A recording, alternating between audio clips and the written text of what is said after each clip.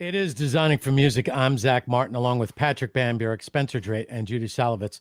We're up to series 4, or episode number 4, where we're going to go over the remaining album covers. Our first album cover for today, which is Elvis Presley. So explain the background of this Elvis Presley album. Well, this is like for me, and then I'll have Judith pipe in because she's got a great story about this. It's really an early iconic album. It was in the Roger Dean album cover album book, one of the historic, the beginning of the book.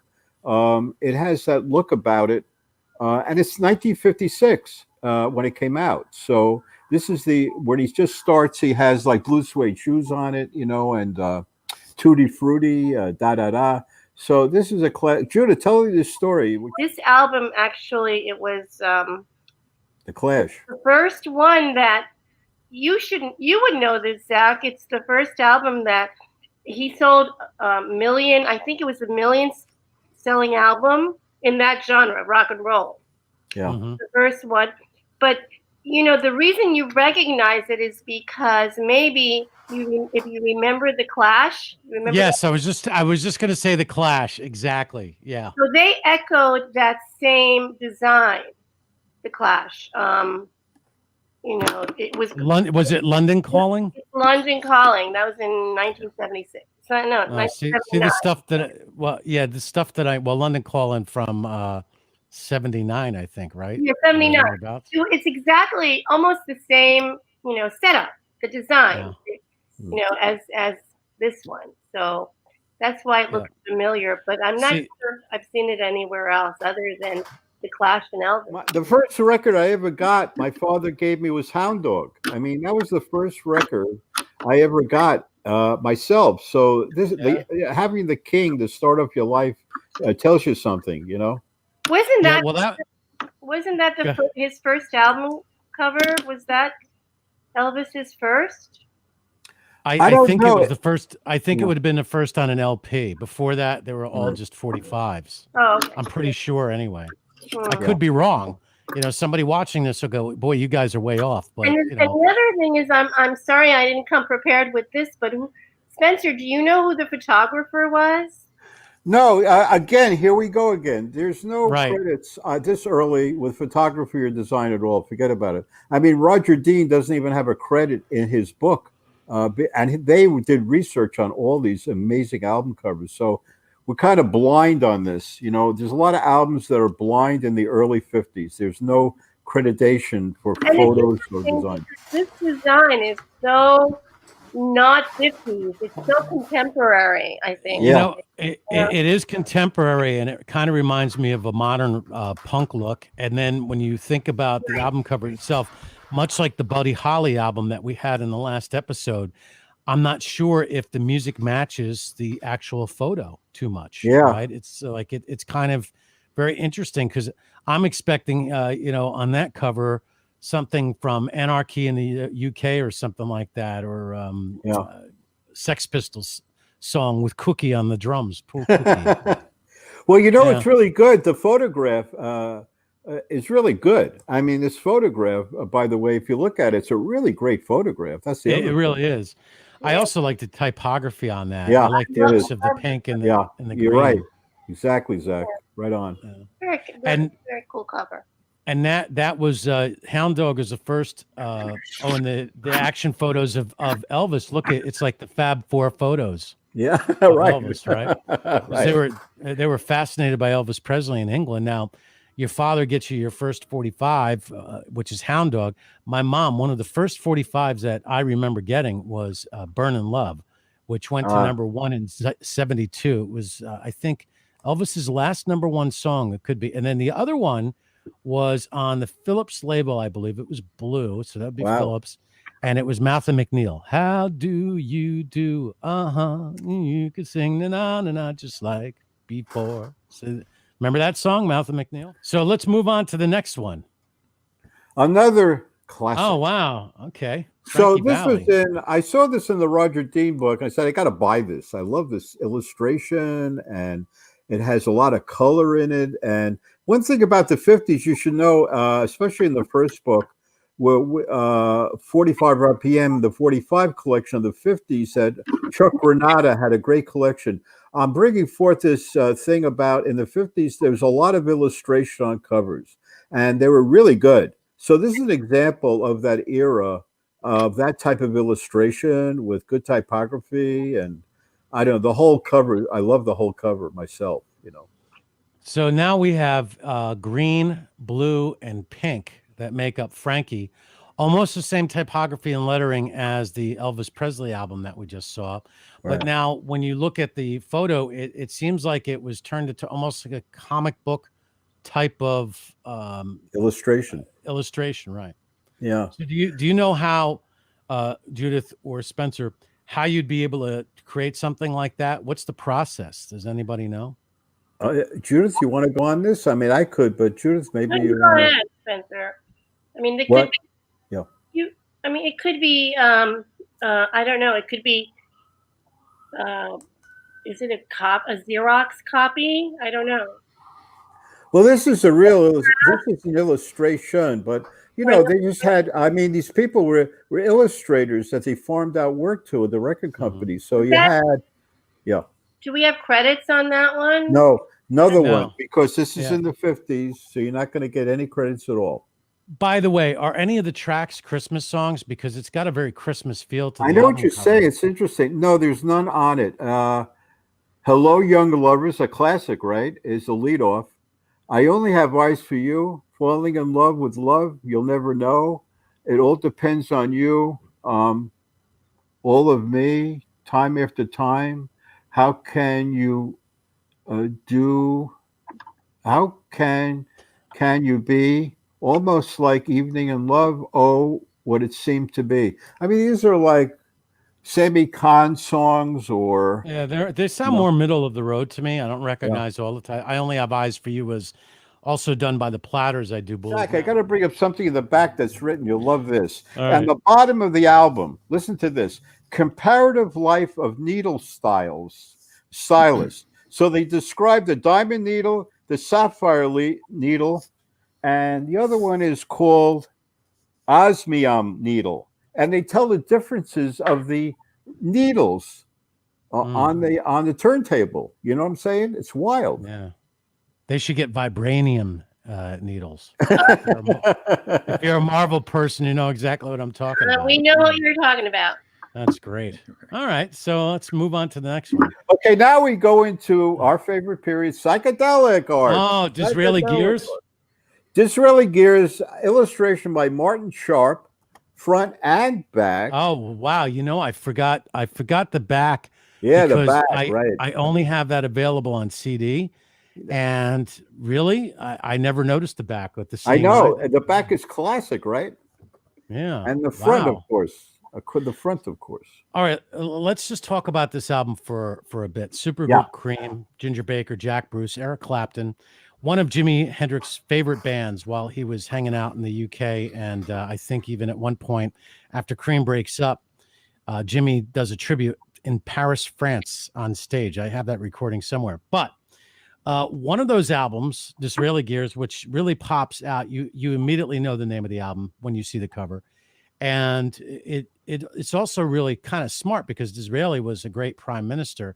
And so, they're talking about the mechanism of the government, I suppose, when they say Disraeli Gears. But when you see that, what are some of the feelings that are coming out at you, Judith, when you look at that album, the artwork and the name? I love this. It's very psychedelic. It's my time. And that's a but it's a lithograph as well as a photograph. It's both. Look at the back. Look at the back. I love this. I not only love the art, I love the music in this album. It's like two of some of my favorite songs. It's got Strange. I think it has Strange Brew, right? And Strange Brew, girl, it's inside. And Sunshine of Your Love. Right. Great song, great riff. My God. Hey, what's the track listing? Do you have it?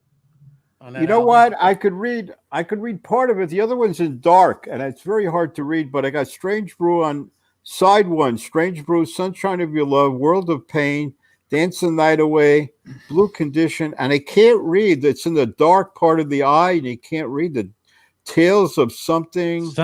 Tales of Brave Ulysses. Tales of Brave Yeah. Ulysses. Yep. Swabby. Swabler. Yeah, people call Swabler. I don't know what the. We're going somewhere outside.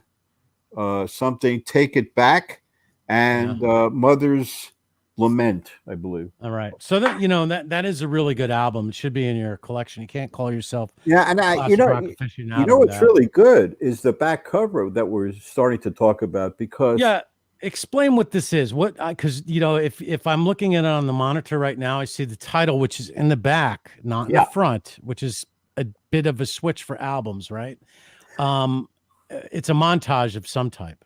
Yeah, and exactly, that's the word. You hit it right on the head, Zach. A montage of photographs, art, stripped together, and it was really nice. I love the back cover as well as the front cover. Yeah, the artist, Spencer, the artist, Martin Sharp. Yeah, I think he was friends with Eric Clapton.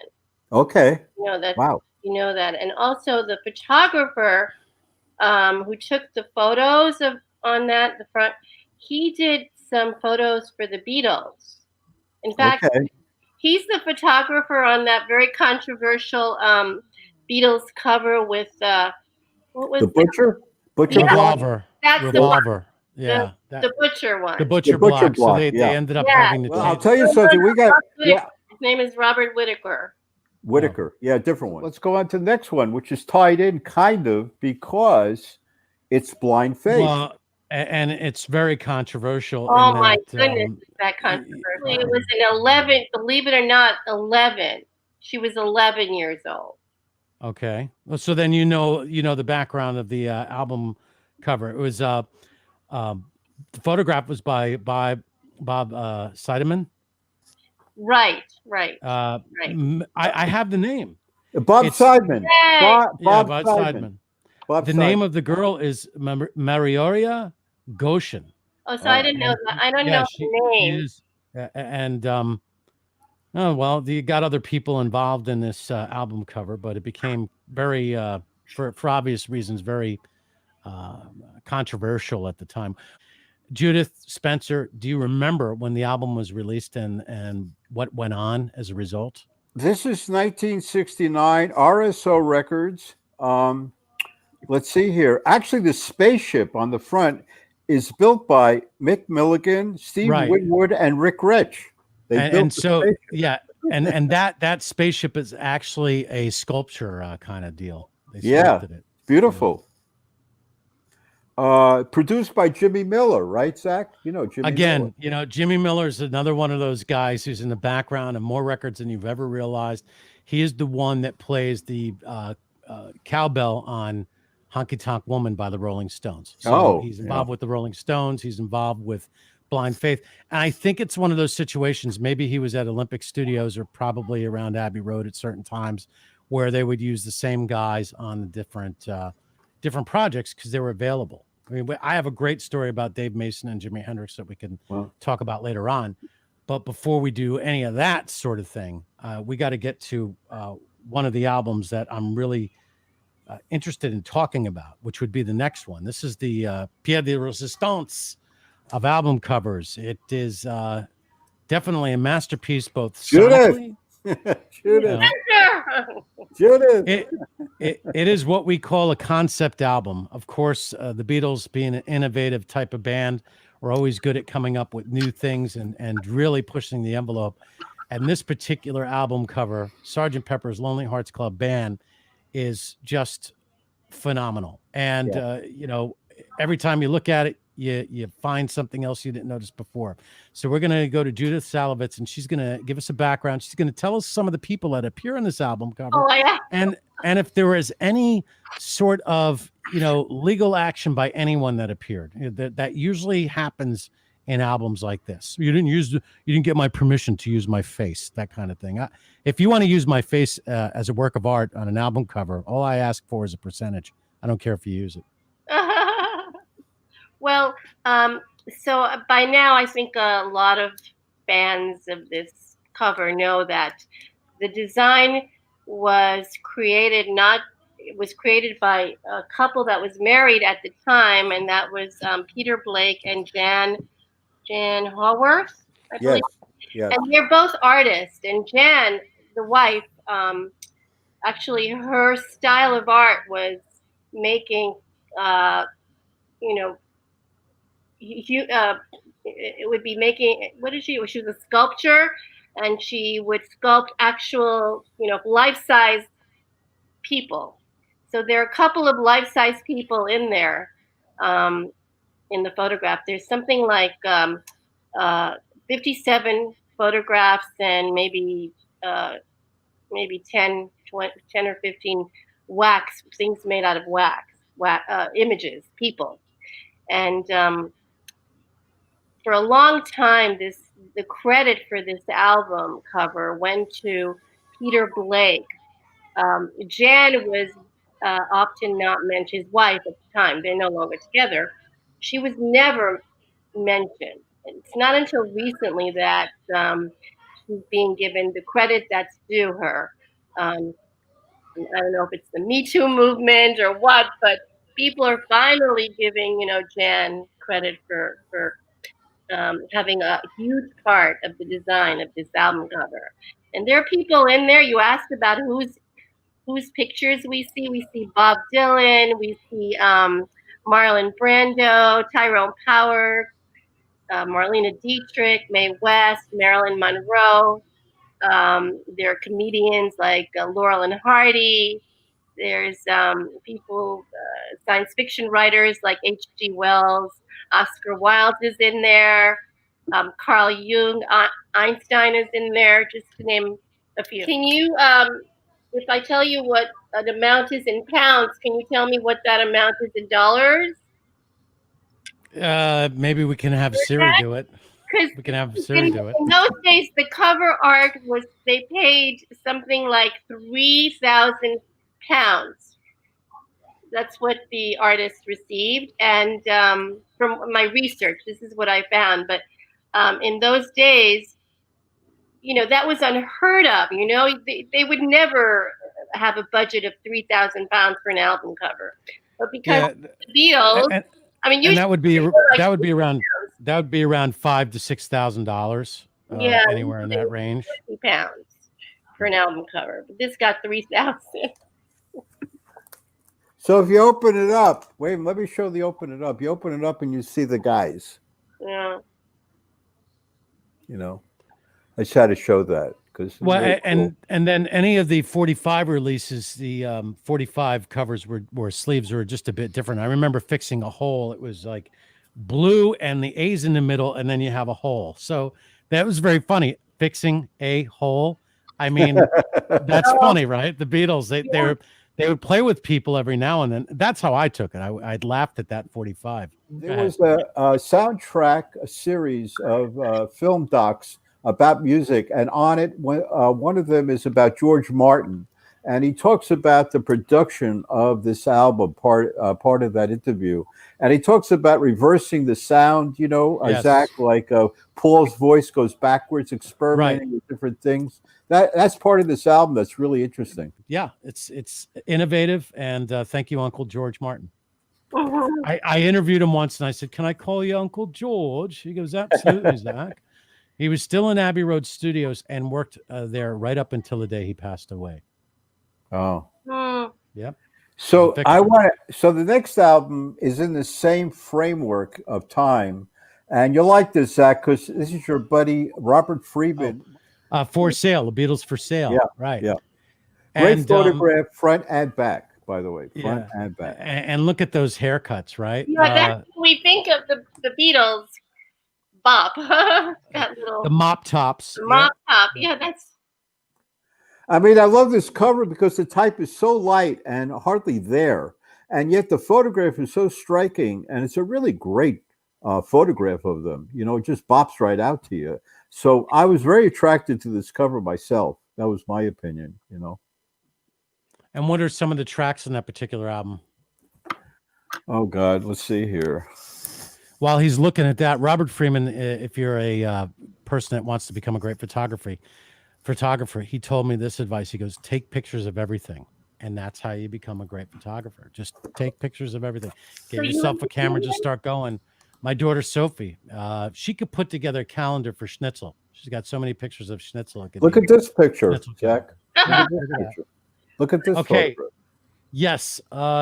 In that photograph, you have, I don't know who those people are. Are they film stars or are they members of the Beatle family? I don't know. You got all kinds of montage here of different figures, of different people. And then, of course, you have them up front. It's almost like a montage. And then you got, on the other side, you got the great group shot. You got the great group shot. Is that the Hamburg, when they were in Hamburg, or is that the... I really don't know. But let me tell you some of the tracks. No Reply, I'm a Loser, Babies in Black, Rock and Roll Music, I'll Follow the Sun, Mr. Moonlight, Kansas City, Side 2, 8 Days a Week, Words of Love, Honey Don't, Every Little Thing, I Don't Want to Spoil the Party, What You're Doing, and Everybody's Trying to Be My Baby. And Honey Don't is Ringo Starr and lead vocals, from what I remember. Ringo sings. Did you interview Robert Freeman? I did, yes. All right, let's move on to the next album. So now our favorite, Vaughn Oliver, Judith. Vaughn Oliver. All right, tell me that no monkeys were harmed in the making of this album cover. Pixies, and then the back, another great design. The back cover is really incredible. It's very offbeat and very dark. Just a dark. Yeah. I think that sort of the music is that way too on this. It's kind of offbeat and dark. Yeah. That's a good point. We've talked about this in the past. The designer of these album covers will listen to the music a lot before they get into the actual design. How often would you guys say, Judith and Spencer, what's the percentage of artists who do their own album covers as opposed to groups that go and find people to do them for them? Well, that's an interesting stuff. I mean, I remember, for instance, Ron Wood did his early albums himself. I don't know if people know this. He's a good artist. He can. And so it really varies. There's a great percent of people who really like. Billy Squire had a very good eye, and I was so proud to work with him because he really saw good art. There's certain, and then there are others like John Bon Jovi. Just do it, just do it. Keep in mind, Zach, and Spencer, that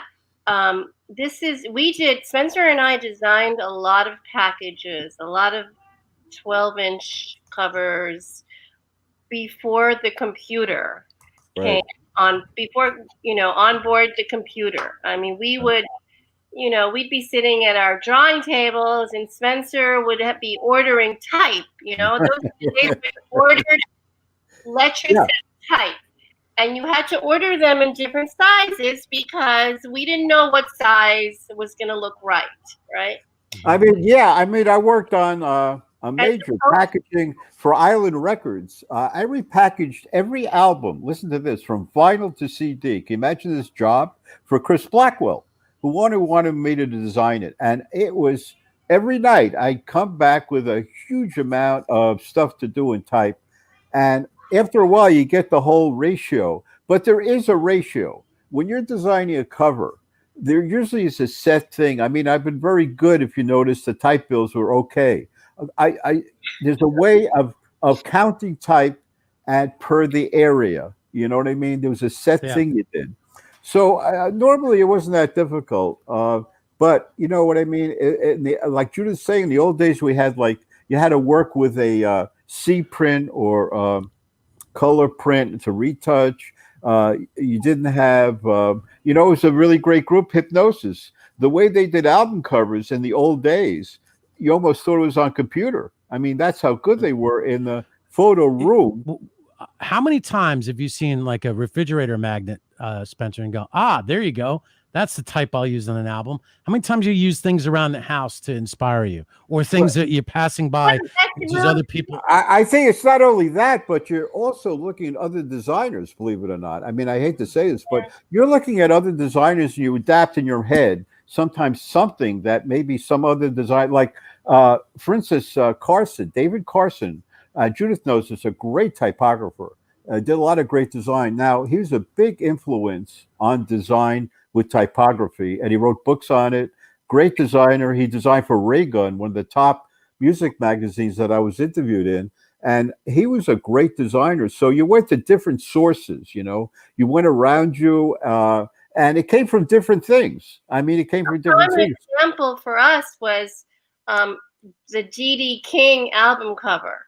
I'm not sure if we showed that, but from D.D. from the Ramones. Yeah, we showed that last interview. So that type that's on the top, very top part of that album cover, that came from one day Spencer and I were having dinner at a restaurant in the East Village. Right. And it was an outdoor restaurant, and they had this sign. The restaurant had this huge sign, and the font was what got me. I was just drawn to the font, and I said, that's the font we're going to use for the D.D. King cover. And there it is. The D.D. King cover has the same font as the restaurant. Yeah. The next album is our friend Peter Seville. And this photograph by Trevor Key, who we used on the So album. And New Order, the group. New Order, single called Technique. It's a 12-inch for Technique. And I thought it was a really great picture. I mean, this is like art. Right, Judith? I mean, this is... Yeah, it's... I could say it's an attractive cover.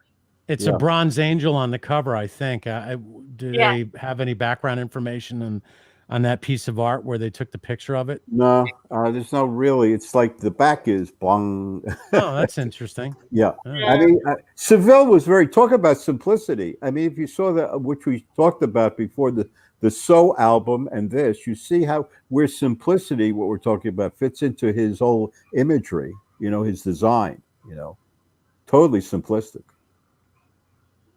Love it. Let's move on to now this is our classic George DeBoe's photograph. George, hello. George is in Germany. We love George. I've worked with him. He did the classic photograph of this great cover. And I had to show this because I love it. Of course, Rock Lobster's on that album, correct? Yep. All right. Exactly. I got to show my daughter this. Come here, Soph. Yeah. Come here. What is it? They're holding up the B-52s. Oh, wow. All right. And you can see that. That's the song that you like. Rock Lobster is on that. That's nice. Yeah. What else is on that album? She you says got, that's nice, let me see. 52 Girls. You got Dance This Mess Around, Rock Lobster, Lava. There's a moon in the sky called The Moon, Hero Worships, 660-842 Downtown. I like Kate Pearson and her vocals. She does a song, I think, with REM, I believe. Shiny Happy People. Shiny Happy People. Wow. And then Rome and Love Shack, three great songs right Oh, yeah, Love Shack's great. Yeah, Love Shack. Kate Pearson, by the way, is on Facebook. You can friend her. Every once in a while, she'll do something really cool on video or sing a song. She's just one of my favorites. Iconic.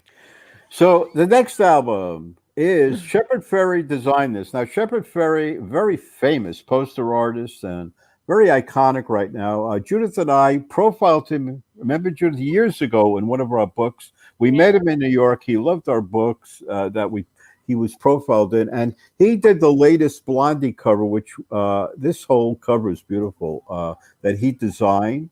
The front cover is really wild. Whole takeoff on the B, and so like when I saw Blondie play, you do a whole thing with the B, that's the key to this thing. Anyway, it's a beautiful cover. Shepard Fairey, very famous now. He designed it. That, when Obama was running, he did that famous Obama illustration. Right. So this was their last album. It's a great album, by the way. Great production on it, Yeah. Not a bad album. Yeah. And I think I remember listening to it on the CD. There were hidden tracks. That's what I remember about that album.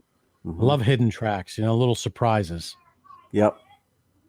And the actual, is it based on a drawing on the front of a bee pollinating? Yeah, that's a pollinator bee, da da da. Yeah, and then he make these little symbols on the show, like when Blondie was playing, you'd have the artwork in the background. You know, it was really beautiful. Actually, the whole show thing also integrated with the artwork.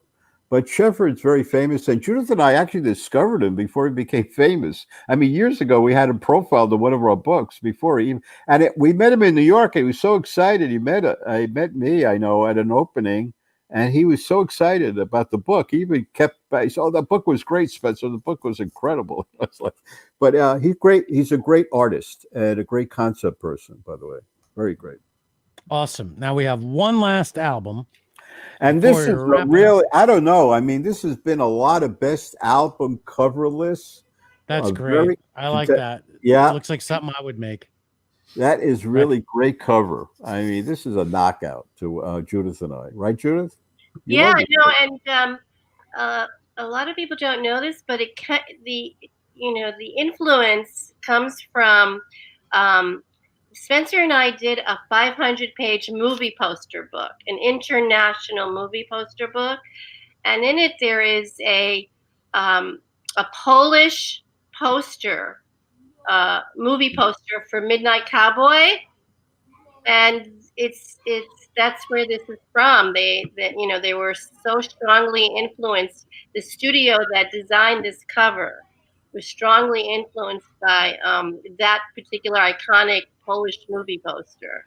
Yeah, and the name of the studio is called Hingston Studio, if anybody wants to Hingston. So, and so I think this was entered in the Making Vinyl event that Judith and I judge, and it's a knockout. I mean, you got to show this cover. I mean, and it's on these top album cover lists of contemporary album covers. It's it was released in 2018, right? Yep. Yep. So why do you guys like this? What is about this album cover that you like? Oh my God, the fun photograph. Well, for me, I think it was maybe because there was that connection to that Polish movie poster. Yeah. Posters are remarkable. And if you get a close-up, you've got to get a close-up of it. I don't know if you can see the detail, but the face and the lips, I mean, it's just striking. Yeah. I mean, and talk about simplicity, right, Zach? I mean, this is the essence of simplicity, which we've been talking about also. So the next, I want to talk about the art of the Art of Vinyl cover show, which was put together on YouTube so fantastically with the help of Patrick Bamburak, and Zach did the voiceover, and Judith and I selected certain best design, some of the best design LP covers and 45s, put them in this thing, and Patrick did an incredible job of putting this thing together. So, Patrick, why don't you describe the step-by-step you went through on this process? It was a very interesting process to assemble this because so Spencer and Judith curated this list of covers, and in terms of the covers too, it was not simply, it was on the merits of the cover itself. It had nothing to do with the artist and whether or not there were hit songs on that album. So I ended up heading over to Spencer's in New York, and we had that stack of covers, and we literally shot them in his living room, laid them right down on a surface. And the interesting part of the process was, and you could see it today as Spencer would display the covers, some of them have a gloss cover to them. Some of them are matte. The covers themselves have some of them have the patina of age on them. Others have some fingerprints here and there or a little piece of tape. So they became sort of the living, breathing examples of the art in the hands of the listener too. And that those little bits come through in this video that we prepared for YouTube. So we photographed them all, put them in groups of 2, and then it's sort of slideshows just through a sampling of these covers that will ultimately be featured in a larger show. And it just has a lot of great contrasts and confluences together when these covers line up. Yeah, and Pat, you did a lot of work on this. I mean, I know you took some of these covers you couldn't shoot well, so you had to replace them. And then you had to formulate them into these really good square images, which I think was difficult. I think you did spent a lot of time on this, right? We did. So this was truly a sort of when Judith before was talking about the days of the mechanical process, let's say, right, of actually doing things using the real objects and not just all digitally. I took digital pictures, but in terms of manipulating everything, since we didn't use a photo box, we didn't have a set standard in terms of the distance and the angle to get these photographs of the covers, because we had to angle them differently and mask the light to sometimes get rid of the glare. Right. It was a very sort of individual process for every cover. And so, I had to sort of line them up as best I could to make these squares as close as possible. It's not perfect, but it's real. Oh, yeah. And one thing I did learn in the process too, speaking of type as well, the interstate type, let's say, that was selected by Spencer that we used in the video. After spending time with Spencer and Judith, I started to develop a sense of the types of things that they focus in on, because they have that sort of eye for detail, and they will zoom in immediately on things that I'm like, okay, these are either the problems I need to solve, or these are the things where they will catch sort of the real imperfections of the albums themselves too, the covers, the things that are right there. Their eye for detail is amazing. Oh, thank you. And the thing I want to point out is, like, Zach was really incredible. So I start looking at it, and the type looks great. And of course, Judith had feedback on some color, bringing in some color on the type. But when you start the series, I was triggering. Well, what do you call it? You call it 12 with a little inch sign and 7-inch. I noticed Patrick just put 12 and the number 7. I said, "Oh my God, this is great." I mean, this is, I would never think like that. See, great designer, Patrick. Oh, thank you. Patrick understands the process of being intuitive. He gave me the script. I was wondering, my question was, who wrote the script? Because it's not only visual, it's audio. Yeah, I know. And Zach, I've got to bring in that. Zach, you did the fantastic voiceover, and the writing came from, I don't know. I think I put that together literally, and then what happened was it got too lengthy. Though, if I had to do it again, I probably would cut the length. But it was very good, and you did a great voiceover. I mean, the voiceover what makes the show at the end. It really does. You got to have a voiceover, and the soundtrack with The Cure, The Forest, which is kind of a elongated instrumental. You had to have something in the background that wasn't distracting. Made it live because it's a live show. And I said to Patrick, and Patrick loved the idea. I think it's like, why don't we do the live show to make it come to life? So your contact information I'm again. just email is SpencerDrate@yahoo.com on a Facebook. Judith and I have a site on Facebook called Spencer Drate / Judith Salavetz, which you can see our work. And that's basically it. We don't have a website. We're spoiled. Other than that, Judith, go ahead. What's your info? No, that's it. You know what you should do? Get on LinkedIn. There's where you should. I'm on LinkedIn. By the way, wait a minute. I'm on LinkedIn. Thank you. Of all the people to be on LinkedIn, Spencer, think about that. Yeah. That's pretty LinkedIn good. LinkedIn is great. Great. So also, boys and girls, if you want to learn how to write emails, Spencer's the guy.